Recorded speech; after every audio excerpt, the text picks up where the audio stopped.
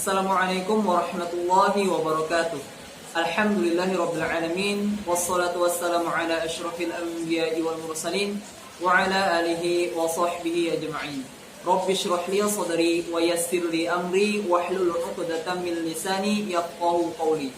Puji dan syukur marilah kita panjatkan kehadirat Allah Subhanahu wa taala yang telah melimpahkan nikmat-Nya hingga kita bisa mengikuti kegiatan Jumat pagi. Salawat serta salam kita haturkan kepada junjungan kita baginda Nabi Muhammad SAW beserta keluarga beliau, para sahabat, para tabi'in dan tabi'at, dan kita selaku umatnya hingga yaumil qiyamah. Pekan ini adalah pekan pertama anak-anak mengikuti kegiatan ulangan. Pesan dari Bapak, anak-anak jangan pernah lupa berdoa, jangan pernah meninggalkan membaca Al-Quran, dan jangan lupa belajar. Ya, Bapak doakan semoga anak-anak Bapak dimudahkan dalam mengerjakan soal ulangan dan mendapatkan hasil yang paling baik. Pada Jumat pagi ini, Bapak akan menyampaikan indahnya ketegasan dari kisah Umar bin Khattab. Inilah wajah kota Mekah. Wajah kota yang liar dan kejam. Kemusyrikan menjadi akar kerusakan. Kebebasan hidup menjadi pilihan. Seperti yang terjadi di keramaian pasar Ukhaz. Di pasar Ukhaz inilah nafas busuk kota Mekah mulai berhembus. Di sini diperjualbelikan para budak, lambang penindasan terhadap sesama. Di sini pula para jagoan gulat beraksi. Salah satunya ialah Umar bin Khattab. Siapa yang tidak mengenal nama Umar?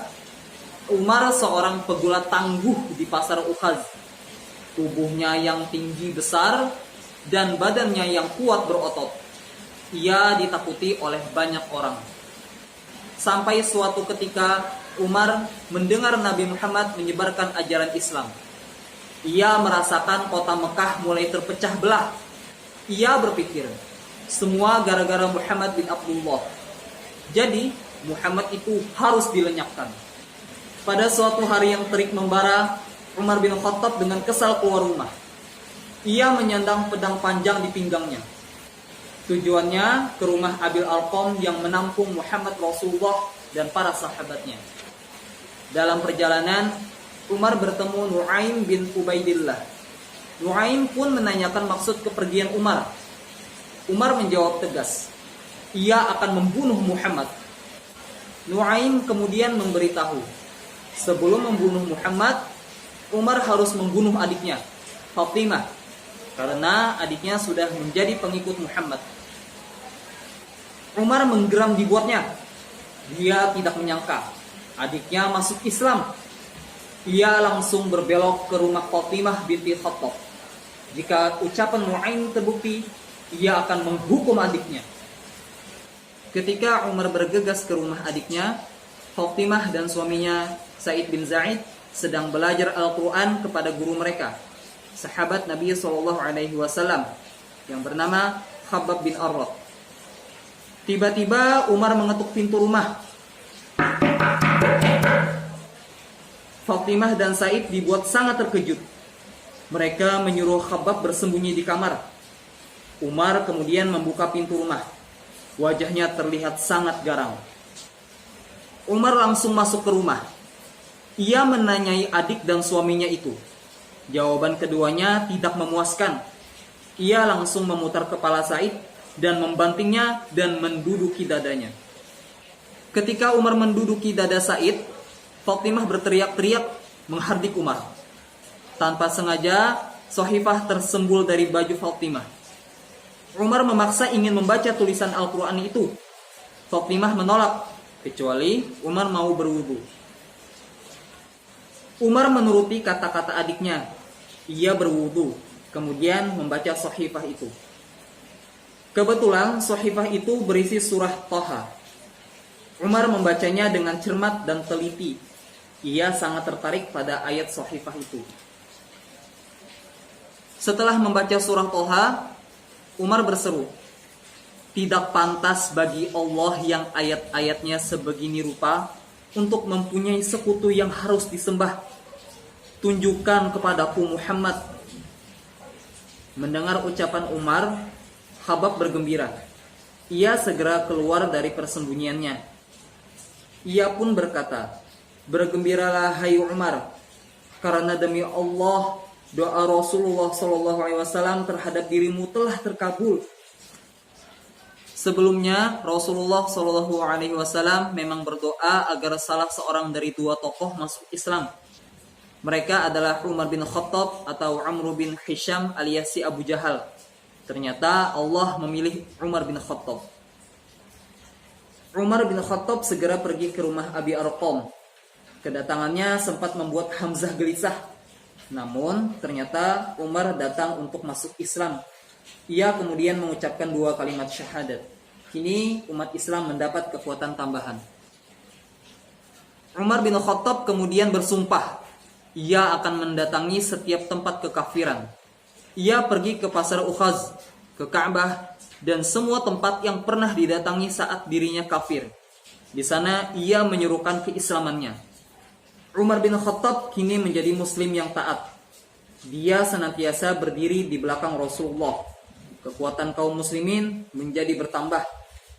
Mereka segan karena ada Umar dan Hamzah. Ketika perintah hijrah turun, Umar pun hijrah mendahului Rasulullah. Sebelum berangkat, ia berteriak-teriak, "Inilah Umar, hendak berhijrah. Siapa yang mau menghalangi, silakan." Alangkah tegas dan jantannya Umar. Umar menjadi sahabat dekat Rasulullah. Kedudukannya sama dengan Abu Bakar, Utsman, dan Ali. Umar menjadi salah satu kekuatan umat Islam. Ia senantiasa berjihad di jalan Allah. Pada puncak karirnya, Umar menjadi khalifah. Dia diangkat menjadi Khalifatul Rasyidin yang kedua, menggantikan sahabatnya Abu Bakar. Kedudukannya sebagai khalifah tidak mengubah perangainya. Ia tetap Umar yang dulu. Umar yang tegas, Umar yang jantan, dan Umar yang pemberani. Akan tetapi, Umar tetap hidup sederhana. Ia terkenal sebagai si jubah dengan 11 tambalan. Itulah baju kebesarannya yang selalu dipakai. Ia tidak memakai baju bagus dan makan enak sebelum rakyatnya menikmati semua itu. Pernah suatu malam, anaknya, Abdullah, datang. Ia datang ke tempat Umar bekerja sebagai khalifah. Umar menanyakan, apa maksud kedatangannya? Mau berbicara tentang keluarga atau negara? Abdullah menjawab akan berbicara masalah keluarga. Umar kemudian meniup pelita di depannya. Abdullah menjadi bingung dan bertanya. Umar menjawab, pelita ini minyaknya dari rakyat. Karena yang dibicarakan masalah keluarga, maka pelita itu harus dimatikan. Umar seorang khalifah yang tegas dan jujur. Setiap ada anak buahnya yang menyimpang, pasti ia akan menegur atau memecatnya. Gubernur Mesir, Amr bin As, ditegur karena ia memaksa seorang Yahudi menjual tanahnya. Muawiyah bin Abu Sufyan, Gubernur Syam, dipecat karena ada laporan Muawiyah punya istana megah. Bahkan ia memecat panglima perang Khalid bin Walid. Khalid justru tidak bersalah apa-apa, bahkan sukses sebagai panglima. Ia hanya takut Khalid menjadi takabur.